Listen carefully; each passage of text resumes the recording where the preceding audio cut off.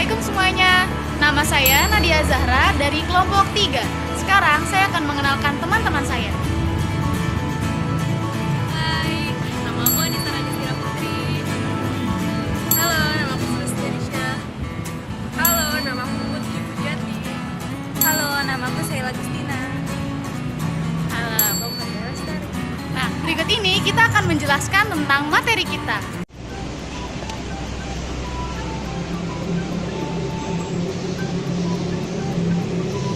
Assalamualaikum, nama saya Sulistya Risha. Saya akan menjelaskan ekspresi kulit.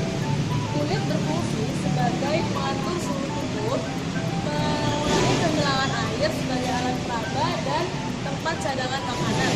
Lapisan kulit itu yang pertama ada epidermis atau lapisan pelindung, terdiri dari eksoderm, lapisan tanduk, sel-sel melanosit, sel Langerhans, dan sel Merkel.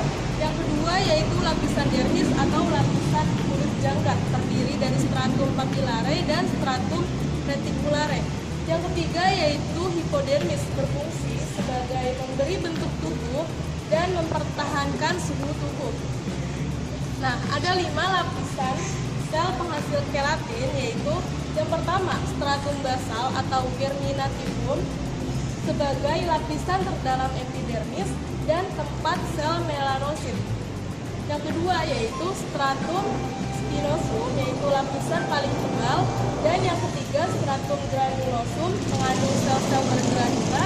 Yang keempat stratum lucidum atau berwarna terang pada kulit tebal, dan yang kelima stratum corneum, yaitu sebagai penyerap air dan terdiri dari sel-sel mati.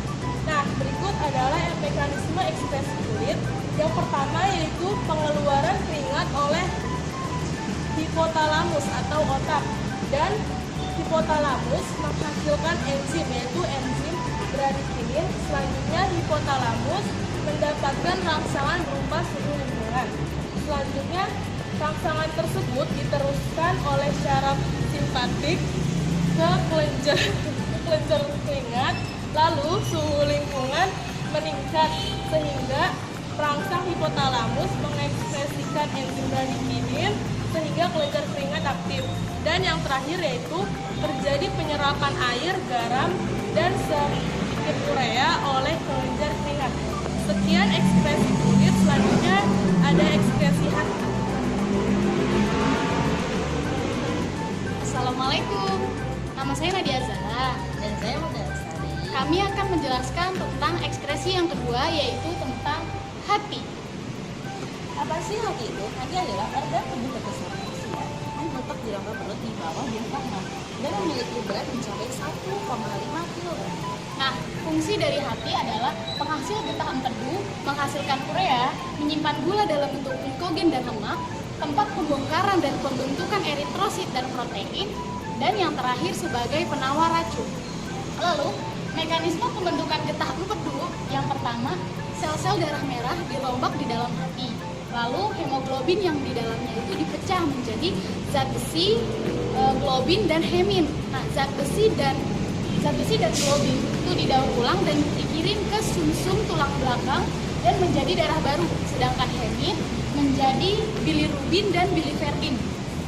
Yang keempat, di dalam usus zat-zat empedu mengalami oksidasi menjadi urobilin, sedangkan warna empedu dan urin menjadi kekuningan.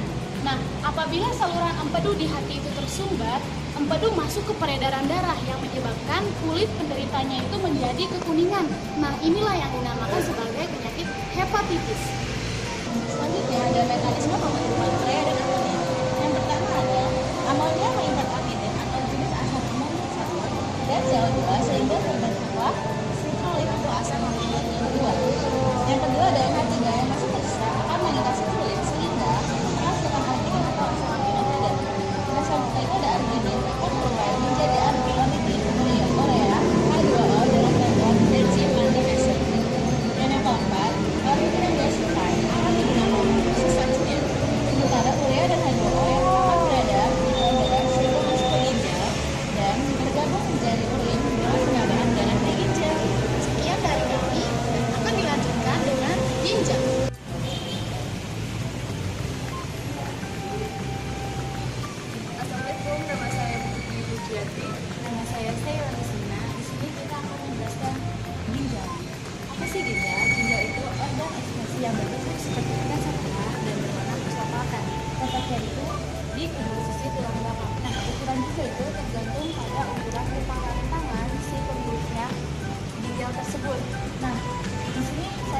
menjelaskan fungsi-fungsi ginjal. Yang pertama itu mengekspresikan kristal metabolisme yang mengandung nitrogen seperti amonia, urea, dan asam urat. Yang kedua, mengekspresikan kelebihan air, garam, hormon, dan obat-obatan dan lain-lain. Dan yang ketiga, memelihara tekanan osmosis dan pH cairan tubuh. Selanjutnya ada tahap-tahap pembentukan urin. Yang pertama itu ada filtrasi atau penyaringan. Tahap ini terjadi pada kromobul, di mana terjadi proses penyaringan darah secara berlangsung. Nah, kemudian penyaringan ini hanya memisahkan dua zat, yaitu yang pertama ada molekul besar dan yang kedua adalah molekul kecil. Apa saja sih yang termasuk molekul besar dan molekul kecil? Nah, yang termasuk molekul besar yaitu sel darah dan protein, sedangkan yang termasuk molekul kecil adalah air, gula, ion, dan urea. Nah, hasil dari proses ini yaitu urin primer. Tahap yang selanjutnya adalah reabsorpsi atau penyerapan kembali. Di tahap ini terjadi di tubulus proksinal dan melewati rembulan Rex. Proses ini disinilah terjadi reabsorpsi ion dan molekul. Nah, hasilnya itu berupa urin sekunder.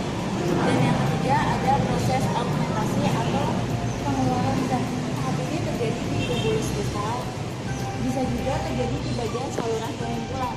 Nah, hasilnya itu berupa urin sesungguhnya. Kemudian urin itu akan disalurkan ke proses renalis atau robot ginjal, dan setelah itu akan keluar dari ginjal melalui ureter dan menuju kandung kemih.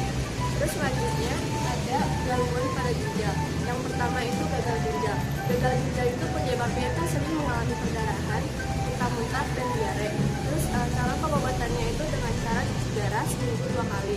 Terus yang kedua ada batu ginjal. Batu ginjal itu penyebabnya itu disebabkan oleh kurangnya minum air putih. Terus mengonsumsi obat-obat tertentu. Cara pengobatannya itu dengan banyak minum air putih dan mengurangi asupan garam dan protein. Terus selanjutnya ada faktor yang mempengaruhi banyak dan sedikitnya produksi urin. Yang pertama itu jumlah air yang diminum. Bila seseorang minum, maka konsentrasi protein darah juga akan menurun. Hal ini menyebabkan tekanan kalori protein sehingga tekanan glukosa kurang efektif. Terus yang kedua ada saraf. Saraf ini menyebabkan penyempitan arteriola aferen. Akibatnya aliran darah berkurang, tekanan darah juga berkurang. Terus yang ketiga itu ada konsentrasi garam. Konsentrasi garam itu banyaknya garam yang harus dikeluarkan dari darah agar tekanan osmotika tetap. Terus yang keempat itu ada hormon ADH. Jika penyerapan air pada hormon ADH itu meningkat, maka produksi gulanya itu akan menurun. Dan sebaliknya, jika penyerapan air pada hormon ADH itu menurun, maka produksi urinnya itu meningkat. Ya, penjelasan dari ginjal selanjutnya akan diteruskan oleh teman kami, yaitu penjelasan mengenai paru-paru. Hai semua, setelah melewati beberapa sistem ekspresi yang tadi, sekarang saya akan menjelaskan mengenai paru-paru. Paru-paru itu apa sih? Paru-paru itu adalah salah satu organ dari sistem ekspresi yang terletak di rongga dada yang dibatasi oleh diafragma. Fungsinya itu apa aja? Fungsinya yang pasti pertama itu mengeluarkan gas sisa CO2 atau karbon dioksida dan H2O atau air. Nah, selanjutnya fungsinya sebagai pengendali pH darah. Itu sangat berpengaruh ketika kita bernafas. Maksudnya kecepatan nafas setiap orang. Selanjutnya ada sebagai ciliaris eskalator. Jadi ketika ada virus dan bakteri yang masuk, itu akan masuk ke dalam saluran ini, di mana tuh letaknya di bagian permukaan mukosa di lapisan render. Selanjutnya yang satunya ini ada lapisan pelindung hati dan guncangan. Kan hati letaknya di bawah sini, jadi sudah otomatis dia akan dilindungi oleh si paru-paru ini dari guncangan. Selanjutnya ke bagian paru-paru. Paru-paru itu bagiannya ada banyak ya, tapi kali ini dijelasinnya nggak semua mungkin. Kita mulai dari atas trakea. Trakea itu panjangnya sekitar 5 inci, terus menghubungkan laring dengan bronkus. Trakea itu tersusun dari cincin-cincin tulang rawan dan rambut halus dan juga lendir. Fungsinya itu sebagai saluran pernapasan. Selanjutnya masuk ke bronkus. Bronkus itu adalah penghubung paru-paru kiri dan kanan dan juga trakea. Fungsinya untuk apa? Untuk menyalurkan udara dari trakea ke bronkiolus. Selanjutnya ada bronchiolus. Bronchiolus itu yang mana sih? Bronchiolus itu yang di sini. Bronchiolus itu fungsinya untuk menyalurkan dan mengkontrol udara yang didistribusikan melalui paru-paru dengan kontraksi dan dilatasi yang bermuara di alveolus nanti. Nah, selanjutnya kita ke alveolus. Alveolus sudah pada tahu kan itu fungsinya untuk apa? Alveolus itu untuk pertukaran CO2 dan O2. O2 dan CO2. Selanjutnya ada diafragma. Diafragma itu yang ini. Fungsinya untuk membatasi antara rongga atas dengan rongga bawah yang hati tadi itu. Terus ada pleura. Pleura itu apa? Pleura itu adalah lapisan paru-paru yang melapisi paru-paru ini untuk mengurangi gesekan saat paru-paru mengembang dan mengembus. Lanjut kita ke mekanisme. Mekanisme paru-paru itu secara garis besar itu ada dua sebenarnya, ada eksternal dan internal. Cuma akan ada lagi dada dan perut. Kita masuk ke eksternal dulu. Eksternal itu dipengaruhi terjadinya oleh alveolus dan pembuluh kapiler darah. Terus kalau internal bedanya dengan eksternal tadi, internal itu oleh pembuluh kapiler dan sel-sel jaringan tubuh. Lanjut ke pernafasan dada. Pernafasan dada itu kita pakai ketika kita habis olahraga, kan kita masuk ke sana itu pakai pernafasan dada. Pernafasan dada itu terjadi antar otot tulang rusuk. Ada inspirasi sama ekspirasi nih. Kalau inspirasi itu ketika kita menghirup nafas, ketika tulang rusuknya itu berkontraksi, tulang dadanya membesar dan udaranya lebih kecil.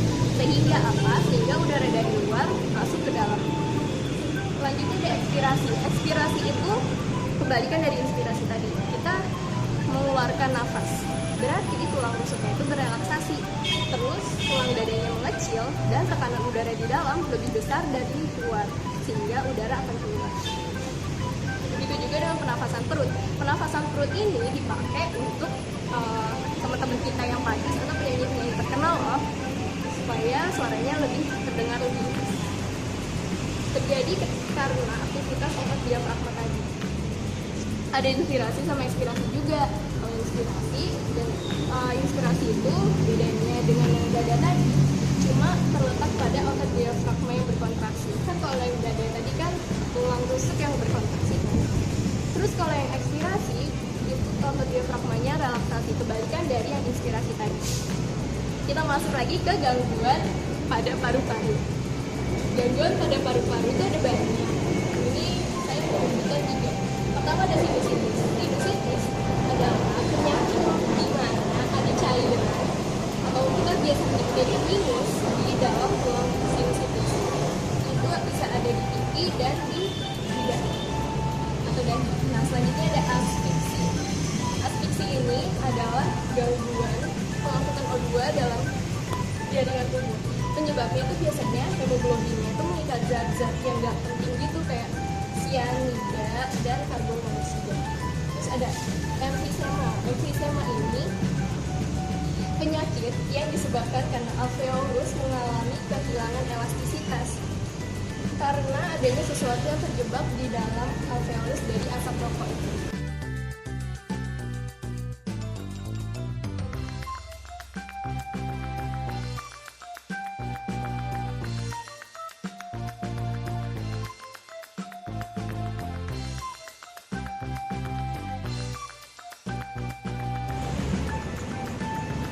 Sekian dari kami, kurang lebihnya